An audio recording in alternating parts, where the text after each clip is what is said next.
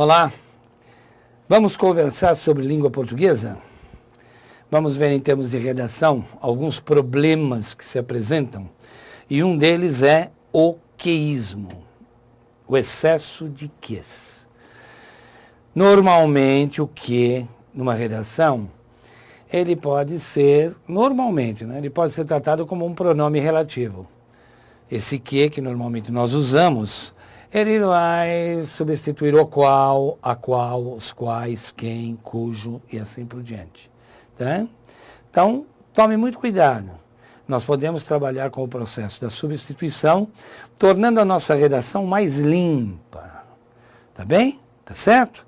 Então vejamos aí alguns pontos para que você possa evitar o queísmo, excesso de ques em uma redação. Tá bem? Então vejamos aí. Aí você tem o quê? Então prestando atenção. Eu encontrei o irmão dele que me deu notícias de sua tia, que passa por dificuldades desde o momento em que perdeu o emprego que tinha naquela empresa que faliu. Notou que você tem encontrei, deu, passa, perdeu, tinha e faliu. São 6 verbos, são 6 orações, 6 pensamentos distribuídos. O que você tem é um período composto por 6 orações. E aí o que acontece? Você precisa, né, do quê? Você precisa de conjunções e de pronomes para poder fazer o quê? Para poder unir esse pensamento, que normalmente você usa ao falar, você vai usar ao escrever. Só que escrever é diferente de falar. Falar ninguém vai corrigir. Escrever não. Escrever alguém vai corrigi-lo. Tudo bem? Então vamos trabalhar. Encontrei o irmão dele que me deu notícias. Eu posso substituir pelo pronome relativo? Posso. Então veja a correção. Eu encontrei o irmão dele, o qual me deu notícias de sua tia. O que eu fiz com o segundo o quê? Eu substituí pelo ponto final. Comecei então um outro período. Então ao invés de um período composto, eu vou começar então um outro período em cima. Tá? Ela passa por dificuldades desde o momento da perda e não desde o momento em que perdeu. Eu eliminei o segundo que, tá bem? De que maneira? O terceiro que, de que maneira? Da perda, usei o substantivo no lugar do verbo perder, tá bom? E o emprego que tinha naquela empresa. O emprego, a perda do emprego naquela empresa que faliu. Não. Eu vou tirar o que faliu e vou colocar o adjetivo equivalente. Insolvente. Então, que se foi a falência, está em caráter de insolvência. Tudo bem? Então, foi assim que eu fiz. Eu substituí os pronomes relativos, tá bem? Substituir os pronomes relativos, tirando o que é justamente o meu vício. Então, tirei o meu vício e passei a usar aquilo tudo que eu poderia ou que eu posso usar para essa substituição. Ou seja, substantivos, adjetivos e verbos, que eu substituo por substantivo ou por adjetivo, tá bom? Então, vejamos aí. Substituo o pronome relativo o que por um termo equivalente. Pode ser substantivo, adjetivo ou mesmo verbo. Então veja a frase. O juiz Sérgio Moro, que reinventou a justiça no Brasil, Quem reinventa é reinventor. Portanto, o juiz Sérgio Moro, reinventor da justiça no Brasil, ficou conhecido mundialmente. Tudo bem? Então eu tirei o que e substituir pelo substantivo equivalente. Tá certo? Então vejamos. Jorge Amado, que escreveu belos romances, nasceu e morreu na Bahia. Já Drummond, que era poeta e cronista e que era mineiro de nascimento, morreu no Rio de Janeiro. Como são adjetivos explicativos aqui, eu estou trabalhando com Jorge Amado sendo explicado por escritor de belos romances, então eu vou usar o substantivo escritor. Jorge Amado, escritor de belos romances, nasceu e morreu na Bahia. Já Drummond, poeta e cronista, mineiro de nascimento. Viu que eu não precisei colocar os ques. Usei Drummond, poeta e cronista. Usei Drummond, mineiro. E substituí, por quê? Por nada. conservei as vírgulas e deixei a explicação sem o uso do que. Tá certo? Então você pode simplesmente eliminar os ques. Não há problema. Desde que você trabalhe com o processo da conciliação entre os pensamentos. Tá certo? Então vejamos. Um outro exemplo. Um especulador que detinha. Detinha, verbo deter. Portanto, detinha, deter. Daí detentor, detento, detenção. E nós temos aí a família de palavras, ou seja, os termos que pertencem à mesma raiz. Aquilo que você chama de termos cognatos. Tá bom? Então, um especulador, vamos ver a correção, detentor de grande fortuna foi preso pela Polícia Federal. Tá certo? Que detinha, detentor. Tá bom? Nenhum problema? Então, vamos lá. Vamos ao sequencial. Vamos ver então. Aquele ator que coleciona piadas. Quem coleciona é colecionador. Então, você vai substituir. Aquele ator colecionador de piadas, tudo bem? Fez uma excelente apresentação. O pensamento principal será sempre aquele que estiver fora das vírgulas, né? Qual é o pensamento principal aqui? Aquele ator fez uma excelente apresentação. Quando você vem coordenando o seu pensamento, então o que é que você faz? Você vai sempre trabalhar o quê? Ou procurar trabalhar os ques como pronomes relativos entre vírgulas. Porque se for conjunção integrante, não dá para colocar como vírgula. Eu penso que, eu acho que, aí não há outro jeito. Tudo bem? Então, aí você vai ter que substituir por verbos de uma outra forma, e isso cabe a uma outra aula, a uma outra apresentação, tá? Para que nós possamos conversar sobre a conjunção integrante. Tudo bem?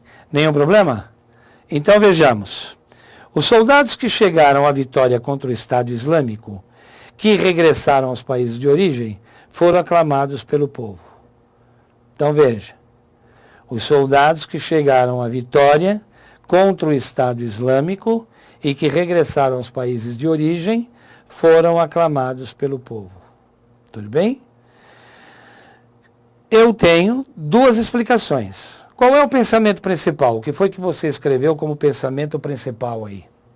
Os soldados foram aclamados pelo povo. Esse é o pensamento principal.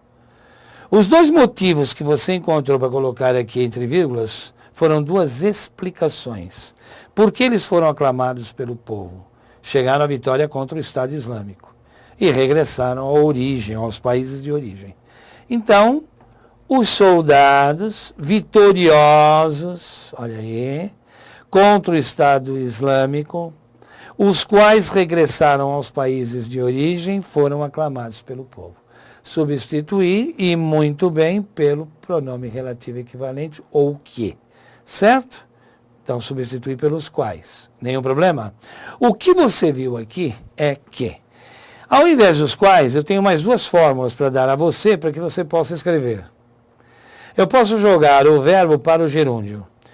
Os soldados vitoriosos contra o Estado Islâmico, regressando aos países de origem, foram aclamados pelo povo. Então, eu tirei os quais e deixei o verbo no gerúndio. Regressar, regressando. Ou então, uma terceira fórmula. Se agradá-lo. Os soldados vitoriosos contra o Estado Islâmico, ao regressarem aos países de origem, foram aclamados pelo povo. Ao regressarem. Então, eu joguei o verbo para o infinitivo pessoal. Posso fazer isso? Posso. Então, eu posso colocar os quais no lugar do que? Eu posso colocar os quais. Eu posso jogar o verbo para o gerúndio, ou posso jogar o verbo para o infinitivo pessoal. Os soldados ao regressarem. Tá bom? Não é ao regressar. Tá? Cuidado com isso. Use o infinitivo pessoal, que está no plural, eles regressaram. Tá certo? Assim que regressaram. Quando regressaram. Então você está trabalhando com uma função de tempo aí. A partir do momento em que regressaram. Portanto, o verbo no infinitivo pessoal. Tá certo? Vamos lá? Então vamos ver aqui. O campo que fornece alimentos à cidade precisa ser mais bem remunerado. Vamos deixar claro que não é melhor remunerado nem pior remunerado. É mais bem ou mais mal remunerado. Tá? Adjetivo não qualifica adjetivo. Adjetivo qualifica substantivo. Tá bem? Ele vai qualificar substantivo. Então, nada de melhor remunerado ou pior remunerado. Você tem que fazer uso do advérbio como reforço.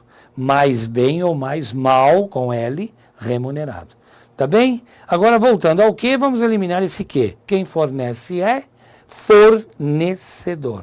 Portanto, o campo, as vírgulas continuam, elas permanecem, tá? Porque é uma explicação, por tratar-se de uma explicação. Então, o campo, fornecedor de alimentos à cidade, precisa ser mais bem remunerado. Tá certo? Então, vamos ver aí. Está aí a resposta, tá bom? O campo, fornecedor de alimentos à cidade. Tá certo?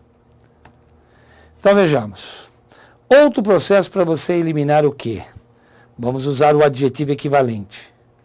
O movimento que não para. O movimento que não para é um movimento contínuo. Então, eu posso tirar esse que e dizer movimento contínuo. Dois fatores que se manifestaram ao mesmo tempo. Eu posso dizer, ao invés de dizer que se manifestaram ao mesmo tempo, eu posso dizer dois fatores simultâneos. Essa é a proposta. Dois partidos que militaram na mesma época. Dois partidos contemporâneos. Então, eu posso retirar esse que, substituindo pelo adjetivo equivalente. Uma glória que logo é esquecida. Pode ser uma glória passageira ou pode ser uma glória efêmera. Tá certo? Uma frase que não se entende é uma frase ininteligível. Não se entende. Ininteligível. Não se compreende, incompreensível e assim por diante. Você vai trabalhando com o quê? Com a ideia de que você pode enriquecer o seu vocabulário. Você vai ampliando o seu vocabulário. Então o Brasil sofre na política com uma terrível enfermidade que se prolonga além do tempo. A corrupção. Tudo bem? Então, o Brasil sofre na política com uma terrível enfermidade anacrônica. Ela se prolonga além do tempo, então ela é uma enfermidade anacrônica. Ela vai além do tempo, a corrupção. Tá certo? Nenhum problema? Então, nós estamos trabalhando com a colocação do adjetivo em relação ao pronome relativo que. Certinho? Nenhum problema? Tranquilo? Um fruto que não tem sabor. É um fruto insípido.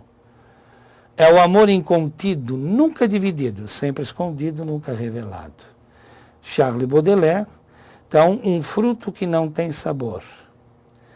É o amor incontido, nunca dividido, sempre escondido, nunca revelado.